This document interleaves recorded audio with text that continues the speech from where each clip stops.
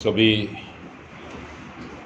Media के भाइयों का वेलकम करते हुए आज प्रेस कॉन्फ्रेंस बुलाने की असल मुद्दा जो है, social democratic party of India SDPI Gulbarga ने लास्ट मंथ अप्रैल के मंथ में डीसी मैडम से मुलाकात करने और डीएचओ से मुलाकात करने की हमने भरपूर कोशिश की, तो मुलाकात नहीं हो पाई। और ये पैंडमिक के कोविड-19 के इश्यूज़ में ये जो हालात लॉकडाउन से पहले जो बन रही थी, उसको इन टाइम प्रिपरेशन करने के लिए, उसका रेडीनेस के लिए हम उनसे मुलाकात करके ये जो हालात आने वाले जो संगीन होने वाले हैं, उसके ताल्लुक़ से हमने 19 अप्रैल को हमने मुलाकात करने की कोशिश की, मेमोरेंडम देने की कोशिश की।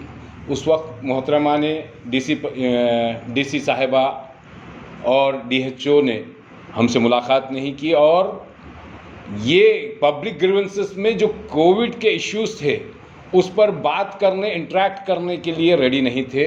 तो हमने यहाँ से निकल कर के पीआईएल को दाखिल किया हाई कोर्ट में, चूँकि हमारे शहर के अंदर ऐसा हाहाकार का माहौल बना हुआ था जहाँ पे ऑक्सीजन सिलेंडर्स की अवेलेबिलिटी नहीं थी, बेड्स की अवेलेबिलिटी नहीं थी, इंजेक्शन्स की अवेलेबिलिटी नहीं थी। ऐसे बहुत सारे इश्यूज़ थे जिसकी वजह से शहर के अंदर एक अचानक सा हाहाकार का जैसा माहौल बन गया था। तो ये सारे मुद्दों को लेकर के हम डिस्ट्रिक्ट एडमिनिस्ट्रेशन के पास जा कर के इन सारे मसाइल पर इंटरेक्ट करके उनको कुछ सॉल्यूशन की तरफ हमें गाइड करना और उनसे कुछ नीचे ग्राउंड लेवल पर कैसा कॉन्फिडेंस बिल्डिंग के काम करना, ये सारे प्लान के साथ हमने मोहतरमा के पास गए थे। लेकिन उनका सपोर्ट ना मिलने की वजह से हमें मजबूरन जो है पीआईएल हाई कोर्ट को दाखिल करना पड़ा। और अल्हम्दुलिल्लाह ये पीआईएल आज ऑनरेबल हाई कोर्ट ने डायरेक्शंस एंड आर्डर्स दिए हैं डिस्ट्रिक्ट एडमिनिस्ट्रेशन और स्टेट को भी कि ये मुतालबात जो social democratic party of India ने किए हुए हैं वो अवाम के हक़ में हैं, और वाकई ये कोविड के पैंडमिक सिचुएशन में इसकी अशद ज़रूरत है, इसको इम्प्लीमेंट करने की ज़रूरत है। इन सारी चीज़ों को मद्देनज़र रखते हुए आज भी हम मुलाकात करने के लिए डीसी साहिबा के पास गए।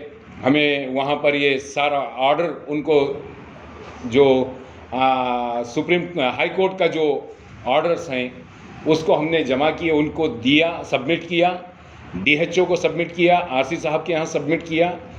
तो ये पूरा सिनारियो जो है ये कोविड को लेकर के है। हम मोहतरमा से आज भी गुजारिश करते हैं कि ये जो सिनारियो है, जो पब्लिक लीडर्स होते हैं या एनजीओज़ होते हैं या पॉलिटिकल लीडर्स होते हैं, जब पब्लिक ग्रीवेंसेस में जब बात करते हैं, इनको मान्यता देते हुए इनके ग्राउंड रियलिटीज़ को समझने के लिए अगर इनसे इंटरेक्शन नहीं करेंगे तो फिर किस से इंटरेक्शन करेंगे। एक ऑफिशियल्स अपने लेवल में एडमिन लेवल पर काम करती हैं, लेकिन जो पब्लिक लीडर रहता है डाउन टू अर्थ रहता है, अवाम के बीच में रहता है, अवाम के हालात से वाकिफ़ रहता है, इनकी अशद जिम्मेदारी है कि ये पब्लिक ग्रीवेंसेस में जब भी कोई पॉलिटिकल लीडर्स, पॉलिटिकल पार्टीज़ या एनजीओज़ आकर उनसे अप्रोच होती है तो उनकी रिस्पॉन्सिबिलिटी बनती है कि उनको सुने और उनके मसाइल के ऊपर गौर ख़ौस करके जो है उसको हल की जानिब जाना चाहिए।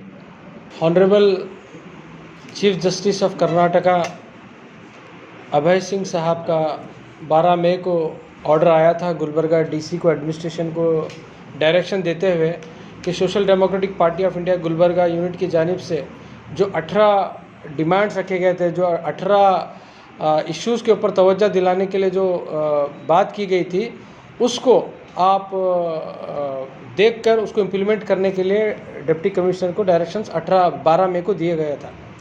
लेकिन हम देखते हैं कि उन 18 में से सिर्फ 7-8 ऐसे इश्यूज़ हैं जिसके ऊपर एडमिनिस्ट्रेशन ने काम किया है, लेकिन उसके ऊपर ऐसे अभी भी 10 से 11 इश्यूज़ ऐसे हैं जो हमने डिमांड किया है और चीफ जस्टिस ने डायरेक्शन देने के बावजूद भी अभी भी वो इम्प्लीमेंटेशन नहीं हुआ। तो उसको दोबारा आज हाई कोर्ट के ऑर्डर को लेकर और एक नए मेमोरेंडम के साथ आज हम लोगों ने आरसी साहब, डीसी मैडम और डीएचओ को मिला तीनों को मिलने के बाद हमारे आज के प्रेजेंट सिचुएशन को देखकर हम लोगों ने 11 डिमांड्स को और रखा है। उसमें सबसे पहला जो 50% जो बेड प्राइवेट हॉस्पिटल्स में अब तक अवेलेबल जिस तरह से गवर्नमेंट का कोटा होना था नहीं हुआ है, उसके ऊपर हमने बात की। तो उससे डीएचओ साहब ने उसका रिप्लाई ये दिया है कि 4-5 दिन में जिस तरह से बेंगलोर में एक ऑनलाइन सिस्टम बनाया गया है कि बेड की जो सिस्टम है, चाहे गवर्नमेंट हॉस्पिटल हो चाहे प्राइवेट हॉस्पिटल हो, ऑनलाइन बेड अवेलेबिलिटी गवर्नमेंट की तरफ से होगी। तो अगर वो इम्प्लीमेंट गुलबर्गा में होगा तो प्राइवेट हॉस्पिटल में जो रेफरल लेटर ले जाने का है गवर्नमेंट कोटे के लिए जो कोशिश कर रहे हैं वो सब बंद हो जाएगा। तो एक ही वार रूम के ज़रिए से क्या ऑनलाइन बेड अवेलेबिलिटी होगी। दूसरा हमारा मुतालबा ये था कि ब्लैक फंगस का जो इंजेक्शन है, जिस तरह से लास्ट टाइम रेमडेसिविर इंजेक्शन का अनअवेलेबिलिटी थी और ब्लैक मार्केटिंग हो रही थी, उसी तरह से ब्लैक फंगस का भी प्रॉब्लम चल रहा है। तो उसके लिए उन्होंने कहा है कि पूरे स्टेट लेवल ब्लैक फंगस को क्या गवर्नमेंट ऑफ कर्नाटका उसको प्रोक्योर कर डिस्ट्रीब्यूट कर रही है। फर्स्ट प्रेफरेंस उनका गवर्नमेंट हॉस्पिटल को है, उसके बाद प्राइवेट हॉस्पिटल वाले अगर उनको इंटेंट दे रहे हैं, मतलब ऑर्डर रिक्वायरमेंट दे रहे हैं तो हम उनको दे रहे हैं। तो उन्होंने हमारे से रिक्वेस्ट किया कि आप पार्टी के थ्रू या आपके एनजीओज़ के थ्रू आप ये इन्फॉर्मेशन दीजिए कि प्राइवेट हॉस्पिटल में अगर ब्लैक फंगस के केसेस हैं तो उसको गवर्नमेंट हॉस्पिटल को शिफ्ट करें, क्योंकि ब्लैक फंगस के जो इंजेक्शंस हैं फर्स्ट प्रेफरेंस गवर्नमेंट हॉस्पिटल को मिलेगा। हम देखते हैं कि बहुत सारे प्राइवेट हॉस्पिटल में ब्लैक इंजेक्शंस नहीं होने की वजह से बॉम्बे से, दिल्ली से, कलकत्ता से कहाँ से ढूंढ के मंगा रहे हैं ब्लैक मार्केटिंग में, उसके बावजूद भी उनको इंजेक्शंस नहीं मिल रहे हैं। तो हमारी रिक्वेस्ट यही है अवामुन्नास से कि आप गवर्नमेंट हॉस्पिटल को शिफ्ट किया जाए। शॉर्टेज ऑफ स्टाफ के वजह से वहाँ पर पेशेंट्स को अटेंड नहीं किया जा रहा है, डॉक्टर्स अटेंड नहीं कर रहे हैं। लेकिन अल्हम्दुलिल्लाह अब कोविड के आलम का जो वेव है वो थोड़ा नीचे आता रहा, अब उतने पेशेंट्स नहीं हैं। आज हम सुबह में हमारी जब टीम सर्वे की थी ऑलमोस्ट 150 बेड्स अभी भी जिम्स में अवेलेबल हैं। इसका मतलब पेशेंट्स कम हो रहे हैं। तो अभी क्या आलम जो अब ब्लैक फंगस के जो सीरियस केसेस हैं, जिम्स हॉस्पिटल के पास वो कैपेसिटी है कि अच्छी तरह से उनकी देखभाल कर सकते हैं। चौथा हमारा जो स्टाफ के बारे में जब क्वेश्चन आया तो उन्होंने यही कहा कि हम जो 6 महीने के लिए प्राइवेट जो स्टाफ है उनको लेने के लिए तैयार हैं, इवन जो सैलरी उनका इंक्रीज़ कराकर भी गवर्नमेंट ऑफ कर्नाटका से रिक्विजिशन लिए हैं। तो आने वाले दिनों में स्टाफ बढ़ाने का ये भी है उनका। पांचवा, जो बहुत सारे अटेंडर्स का ये इल्ज़ाम था कि वहाँ पर ट्रीटमेंट नहीं हो रहा पेशेंट्स का, सीसीटीवी अरेंजमेंट किया जाए। तो हमारा मुतालबा वही था कि सीसीटीवी होना चाहिए जिम्स हॉस्पिटल में और ईएसआई हॉस्पिटल में और प्राइवेट हॉस्पिटल में, ताकि उनके अटेंडर्स देख सके कि अंदर उनके पेशेंट्स के साथ किस तरह से ट्रीटमेंट हो रहा है। तो उसके बारे में भी उन्होंने कहा कि मिनिस्ट्री, हेल्थ मिनिस्ट्री और मेडिकल एजुकेशन मिनिस्ट्री से उनको डायरेक्शंस आए हैं और इवन हमारा कोर्ट का डायरेक्शंस भी है कि सीसीटीवी इंस्टॉल करना है। तो इंशाल्लाह जल्द से जल्द वो भी काम स्टार्ट किए हैं, 3-4 दिन में वो भी होगा बल्कि हमें आश्वासन दिए हैं। और दूसरा, जो बिल्स, जो लाखों का बिल आ रहा है प्राइवेट हॉस्पिटल्स में, जब उसके बारे में हमने कहा तो उन्होंने डीएचओ साहब ने खुद कहा कि मैं प्राइवेट हॉस्पिटल को विजिट कर रेट कार्ड्स लिखा हूँ। तो अटेंडर्स की जिम्मेदारी है वो रेट कार्ड्स को देखकर बिल एक्सेप्ट किए। अगर प्राइवेट हॉस्पिटल वो रेट कार्ड के ज़्यादा होकर एग्जॉर्बिडेंट रेट्स ले रहे हैं तो डीएचओ ऑफिस में आके कंप्लेंट कर सकते हैं, बल्कि वो वेलकम किए हैं। तो मैं गुजारिश करता हूँ अटेंडर्स को, जो पेशेंट्स के, आप वहाँ पर डॉक्टर्स के साथ, हॉस्पिटल के साथ वहाँ पर बहस नहीं कर आप कंप्लेंट क्या डीएचओ में कीजिए तो आपको इंसाफ मिलेगा। वहाँ पर पेशेंट्स को रखकर आप वहाँ बहस करना शुरू करेंगे तो आपके पेशेंट भी परेशान रहेंगे, पूरा हॉस्पिटल का स्टाफ टेंशन में आ जाएगा, फिर आप भी परेशान हो जाएंगे। तो सिंपल से कंप्लेंट आप डीएचओ में देंगे तो वो आपका कंप्लेंट टेक केयर करेंगे। इसके अलावा बहुत सारे अलग अलग डिमांड्स थे हमारे, वो डिमांड्स भी क्या हम पूरा करने का वादा किए हैं। As usual DC madam busy थे, आज डीसी मैडम भी नहीं मिले, आरसी साहब भी बिजी थे। तो हम डीएचओ साहब को ये जो हमारा सीरियसनेस है और हाई कोर्ट का जो ऑर्डर आया है उसका सीरियसनेस हम दिखाए हैं। अगर आने वाले दिनों में ये हमारा ऑर्डर्स को अगर डिप्टी कमिश्नर या डिस्ट्रिक्ट एडमिशन अगर नहीं मारे तो हम कंटेम्प्ट ऑफ कोर्ट के लिए भी आगे जा सकते हैं।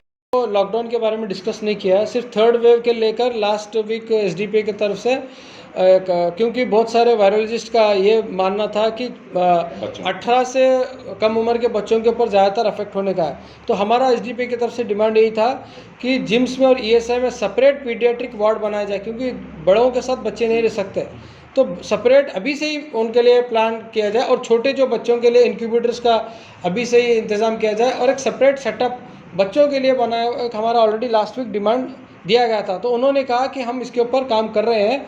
ऑलरेडी जो चिल्ड्रंस हॉस्पिटल्स है प्राइवेट के, उनको बुलाकर मीटिंग भी लिए बोल के, एक फर्स्ट राउंड ऑफ मीटिंग हुई बोल के बोले हैं। आने वाले दिनों में और इसके ऊपर प्रिकॉशंस लेंगे, काम करेंगे बोल के हमें बताया। लास्ट में एक सवाल ये है कि अभी लॉकडाउन खत्म होने को आ रहा है, तो लॉकडाउन खुलने के बाद जो आवाम बाहर आएगी, तो उनसे एसडीपीआई पार्टी की तरफ से आप क्या कहना चाहेंगे? देखिए, हमारा मुतालबा पहले से ये है, अभी और 1 साल 2 साल तक भी ये जाएगा, सिर्फ थर्ड वेव नहीं, fourth wave, fifth wave, sixth wave तक जाएगा। कब तक? जब तक हमारा 40 to 50% हमारा पॉपुलेशन वैक्सीनेशन नहीं होता। एक हर्ड कम्युनिटी बोलते हैं, हर्ड कम्युनिटी जब तक हमारा देश नहीं होता, जब तक क्या नाम ये वबा रहेगी। इससे डरना नहीं है, घबराना नहीं है। आने वाले दिनों में जैसा नॉर्मल फ्लू कैसा होता है, उसी तरह का ये मामला रह जाएगा। हमारा एसडीपीआई का रिक्वेस्ट यही आवाम उन्नास से, जब लॉकडाउन खुलेगा, ये जो बेसिक कोविड गाइडलाइंस है उसको फॉलो करना है। सोशल डिस्टेंसिंग मेंटेन करना है, मास्क पहनना है, हैंड सैनिटाइजर यूज़ करना है, गैदरिंग्स को अवॉइड करना है, क्योंकि ये आने और थर्ड वेव भी आने वाला है क्योंकि सबको मालूम है। तो ये और साल, 1.5 साल, 2 साल तक चलना है। हम इसको प्रिकॉशंस कितना लेंगे उतना हमारा फ़ायदा होगा।